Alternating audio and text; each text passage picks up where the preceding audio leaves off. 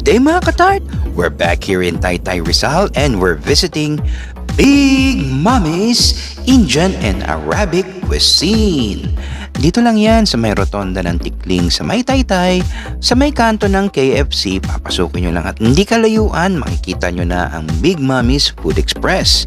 Marami kayong pagpipilian pagdating sa kanilang menu, whether it be on Indian or Arabic foods. Well, ito na, simulan natin sa kanilang chicken samosa. Ito nga ay may ihahambing natin sa ating chicken empanada.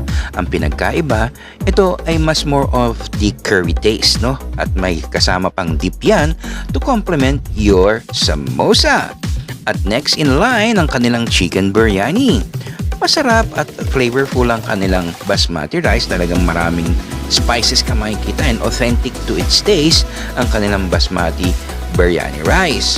At ang kanilang chicken, talagang napakalambot, oh. Kita naman ninyo, talagang nanunuot sa sarap.